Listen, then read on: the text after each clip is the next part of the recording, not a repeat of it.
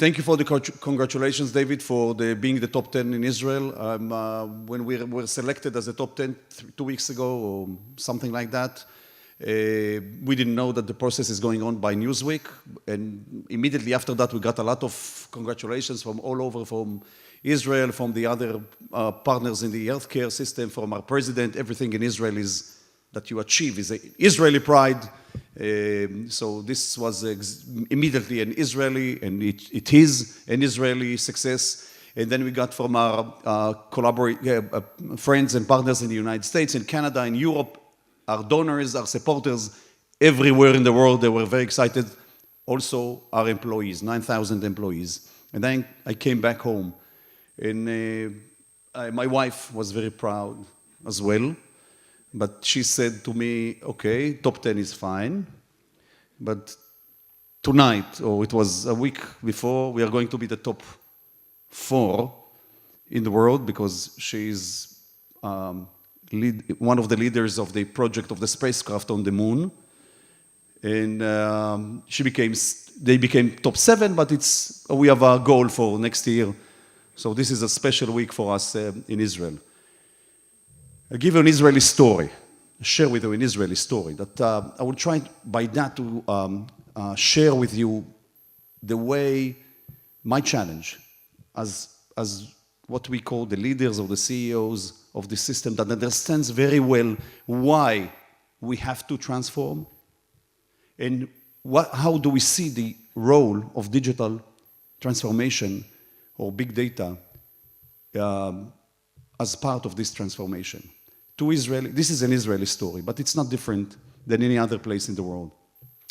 2 meshugeners meshugeners means genius and have chutzpah, from the Israeli elite units of 800 and something, 8,000 and something, 8-1, 8-2, doesn't matter, 8-4.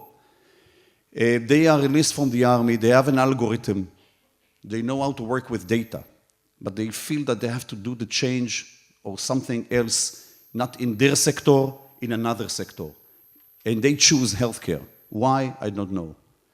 But then they know they have something to contribute, but they don't know what the answers are. So they join with one of my meshugeners, which we call also Talpiot, and he's an imaging specialist by that time. His name is Gal. And they ask him, what can we do with you? He gives them about 250,000 CT scans. And he says to them, let's predict stroke by big data, by AI, by doing your algorithms. They work for months, and now now there's a company, I think you visited there yesterday, it's called ADOC.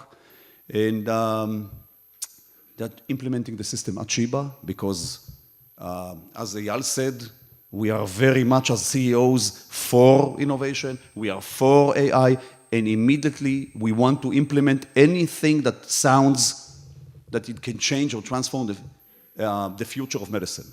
And when there's a solution like that, we implement it at Sheba. But now we encounter the next challenge of ours. Your specialists, they know they have to transform. But physicians are the most conservative profession on earth. And don't believe, I'm a physician. In my physician profession, I'm very conservative. But I would like very much, I know that I have to transform. So we implement the system. The young physicians, they adopt it. They use it, they play with it. They try to understand how we change their way of practicing medicine. The other ones, the senior ones, the most experienced ones, they wait. And that's good. But a few weeks ago, there's an intern named Eyal. What's her name? Forgot her name. Zeavit. She's a young resident at the imaging department Sheba. And it's about 6, 7 a.m. in the morning, the most difficult hours for any resident on call on earth. 6, 7 a.m. She has a few patients waiting in the ER. and the system of ADOC alerts stroke. She goes to see what the name of the lady, what the name of the patient is, seventh in line. She calls her, she doesn't see the stroke, she calls her senior, comes in, there's a stroke. The AI system predicted or diagnosed stroke before we could do that, alerted, brought us to treat the patient. We didn't succeed with the outcome of the patient, but let's put it aside because that's very important for innovation. And it's after that alert, that success, all the seniors, including the 70-year-old imaging senior that still works with us, adopted the way we work with that AI system. But why do I give you that story? Why do I share with you that story? Because we understand that there is no way we can practice medicine the same we do today in the standards we want to practice medicine 10 years from now. 10, 15 years from now. We cannot move forward by adding more MRI, more physician, another nurse, another bed, another dollar. There's no way. Because you know how medicine is developed and you know that we have to transform. But what do we mean when we say transformation in healthcare? Immediately when I say in this audience, transformation in healthcare, you think digital. Because that's the way the world goes, and that's fine. But a month ago, there was a perspective in the New England, which I read with a lot of interest. And the title of that perspective in New England was Towards a New Innovation Agenda. And the perspective shared understanding that I want to share with you. If you read it, that's fine, but I want to share that with you. Why digital transformation has done so little to transform healthcare in the last 10 years.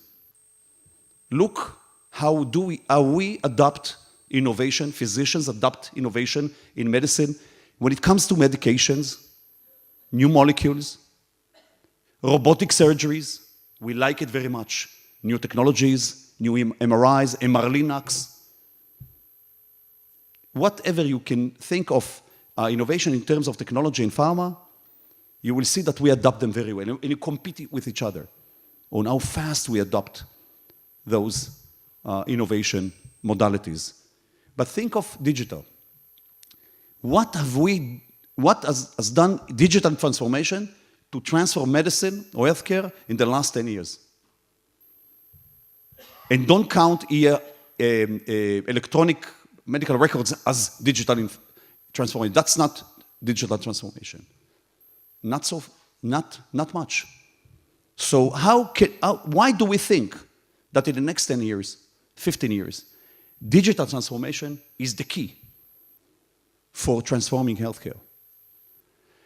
And that perspective develops the idea and comes up with understanding that we haven't moved over the last 10 years with digital transformation from the service, from the needs to the digital world. We've done it backwards. There were solutions, there were things to put on the table, and we took them to the healthcare system. So should we change our innovation agenda?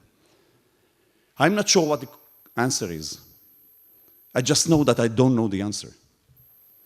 How can we change the way digital transformation moves in the next 10, 15 years in order to truly, really transforming healthcare? What do we mean when we say transforming healthcare? And I shared yesterday with my colleagues that I believe that transforming healthcare should begin with what we think about the patient-physician encounter. How do we see that? What do we mean when we say care? Care. Should my patient be with me in the room? When I digitalize or give him a consultation only based on numbers and data. Is that care? What would we call care 10, 15 years from now? How did the system would change? How much time of a physician should be spent on a patient? How can we reduce the effective time of patient-physician? A physician should dedicate to that physician-patient encounter. My colleagues yesterday raised a very important factor. What is a physician? Who is that caregiver? Should nurses be, or other professions that will raise transformational healthcare can be someone who hasn't practiced medicine. He practiced data analytic care. Because if we believe that digital transformation can change and big data can change medicine, it should influence the patient-physician encounter. And if we believe we can do that, we can adopt transformational processes. And I believe that digital transformation is an enabler in transforming healthcare. And the more I philosophize with myself, CEOs tend to strongly believe in strategies, but strongly also to philosophize with themselves about the way to go. The more I do that, the more I understand we need to do two things: to develop the ideas and to share together. And to understand together what do we mean. We need to learn from each other, to share with each other, to have dilemmas with each other, the challenges with each other. Because the more I do that, the more I understand that we need to collaborate, to think together, to advocate together. There's a lot of work with advocacy in our systems. And I'm very happy that we adopted the second thing that physicians do when they have no clue how to, and physician CEOs do it more, how to move forward when they don't have a clue, how to lead transformation. What do physicians do? The first thing physicians do when they have no clue how to answer a question, they write an article. That's the first thing. The second thing they do, they have a big conference. That's a good way, but that's what you should do. So I'm happy that we're gathered here, and I'm sure, because I heard it from my people just this morning, after 1 day or 2 days with our partners from the United States and Europe and Canada, and just heard from them this morning. We learned a lot. We have a lot to talk. When one of my people at the innovation centers says to me, we have a lot to talk, do you know that phrase? So that means prepare the resources because they have new ideas. So I'm very happy that we are gathered here. And for those of you that, I wish us a very fruitful conference and to come up with questions. That will be fine. If you can articulate the questions in the end of that conference, that's fine. And for those of you that came from abroad, and people told you April in Israel, for sure go to Israel in April because there's spring and sun and it's warm. Don't be frustrated. Tomorrow the weather changes. You'll get the sun, you'll get the spring in Israel, and you'll get another very important thing in Israel from tomorrow. Tomorrow is Wednesday, maybe on Thursday in the afternoon, you'll get to feel the special sense of Passover, Pesach in Israel.